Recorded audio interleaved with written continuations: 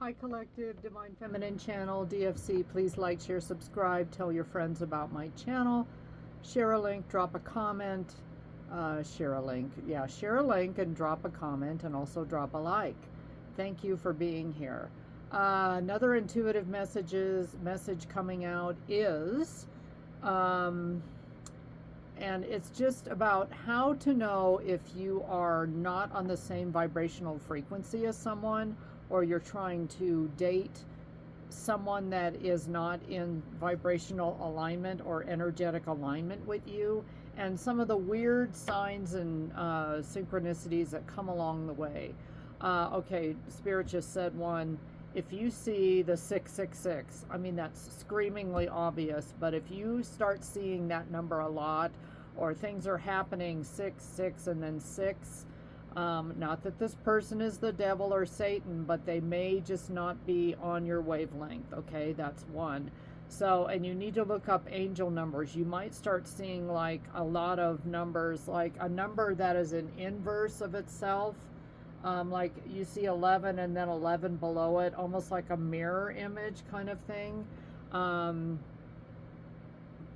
if you hear music that just gives you kind of like a creepy vibe, I know in the 60s the Beatles used a technique called back mastering, that where they would play the voice backward, and that's all about some kind of conspiracy. But of course I'm a conspiracy believer, and that is supposed to be satanic messages brought on by the Church of Satan, Aleister Crowley, the founder of the Church of Satan. If you talk to this person on the phone and you cannot hear them well or understand them well, if someone texts you and their texts need like the grammar police to come in because this person writes very sloppily and you can't even understand what they're saying. What are some of the other ones? After talking with them or dealing with them, you feel terrible, exhausted, wiped out, like they sapped your energy. I just saw 222 on the clock. Some of you feel like you need to take a spiritual bath afterward or get out in nature. Some of you have to do cord cutting rituals after dealing with these people. So a lot of these are the signs and synchronicities. If in speaking with this person, I can tell I'm going to go over 3 minutes on this. When speaking with this person, and if you end up talking to them for a while, oh, that's the other one. If you try to see them, or for some reason you actually never meet them, you're only talking to them online, and you two never meet, there's usually, that's God's protection right there. That you were not supposed to meet this person or even be with them physically. This person could be into some bedroom practices that just don't feel right to you. I don't want to get into too much detail here, but it could be, you know, something along those lines of BDSM. You can look these things up. This person has a way of talking about your gender that just feels degrading and misogynistic, and you know, it's just disrespectful.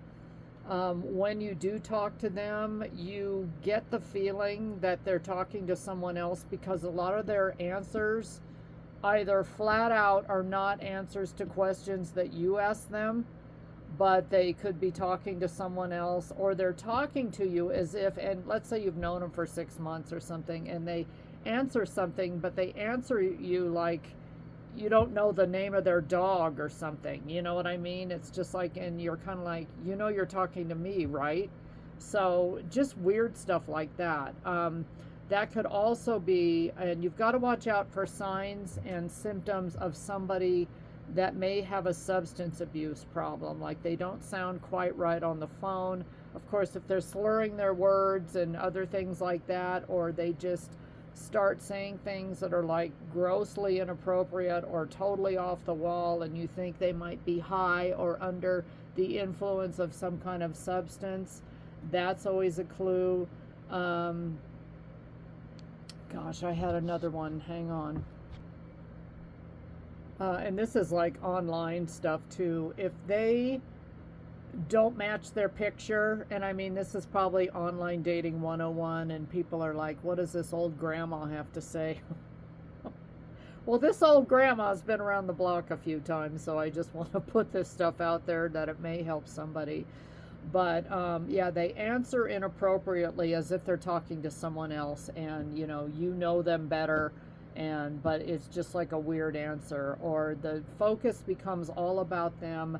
When talking to them, you cannot get a word in edgewise. This person speaks to hear themselves speak, and they don't know about active listening practices, and they can't wait for you to get done talking so they can get back in and dominate the conversation. And again, if it's all them, they don't really seem to care. Some people don't even, ask you how you are or how you're doing or how your day was. That's pretty typical. So, but yeah, energetically, you just sense something is off, or you don't hear from them for a few days, and then they come back in when they want something, or somebody that comes and goes in your life, that gets very exhausting as well. So, but just from an energetic standpoint, you always feel like a letdown after you hang up the phone or spend time with them. You're exhausted, you need a nap. You need to eat a whole chocolate cake to keep your energy up. You may start slacking on your workout, on your self-care. These are all signs that you are with somebody that is just draining you. Some of you like really dive into somebody, and I've done this. I've been there. Through this many, many times. So I am a narcissistic abuse survivor, like at least 10 or 12 different people. So but I forgot what I was going to say. Yeah, they don't care. And they could be somebody that comes back around. So I know that name is batted around a whole lot on the internet and by tarot readers, but there are a lot of people out there that are very narcissistic. If this person gives their power away to you really early on in the relationship, like you've only been talking to them for a day, and they're already saying things like, they want to give themselves to you, or you're so great and you're perfect, and you have my heart, and things like that. Just be careful, because you could be dealing with somebody that hasn't faced their codependency issues, and they may want you to help them or fix them, and collective, that's not our job. So a lot of this is just relationships 101, but I just wanted to put this out there, just especially if you know that you two are not on the same vibrational frequency at all. And of course, this person, if you bring things up and you are following the news or something, and they're just not in alignment with you there, and it's important, those of us need to really be paying attention to what's going on the planet right now. And a lot of people are asleep, and they want to stay that way. So collective, for those of us that have committed ourselves to God first, living a spirit-driven life where we get messages, we have to be the responsible ones. And if things are not working, we have to do the hard part. We've got to let people down gently with love and caring. And it is not easy. You feel like you're hurting somebody, but it's also not loving, nor is it godly or spiritually clean to enable someone's behavior. That's, you're not their parent, you're not their therapist, and we're here to help each other, and sometimes helping someone grow and try to increase their vibration is very, very difficult, and most people would rather die than change. I made that one up, and I think it's very, very true. So thanks for watching. Try to stay around people that are on your same frequency. Even the music that they listen to, pay attention to that. like we should be listening to 432 hertz music, because that helps us boost our mood, keep us in the 5D. Also, if this person is super vested in the 3D matrix, materialism, worldlyism, appearances, afraid of what their friends think, that type of thing, they're not going to understand somebody like you, and eventually both of you will get hurt. So I just want to say, and it stops your progress, collective. You're supposed to be growing and changing. And collective, you may need to get used to, as you jump timelines and start experiencing that phenomenon, God is going to be taking people out of your life left and right, and you are going to be, and I already did like a daily cards read on this, you are going to be outgrowing people at lightning speed.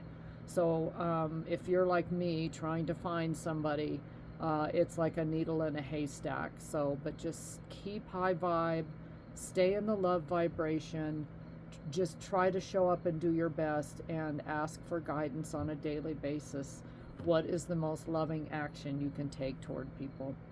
All right, thank you for listening. That is your a little bit longer intuitive message, but just wanted to share from life experience what's going on out there in collective land. Thank you for listening. Bye.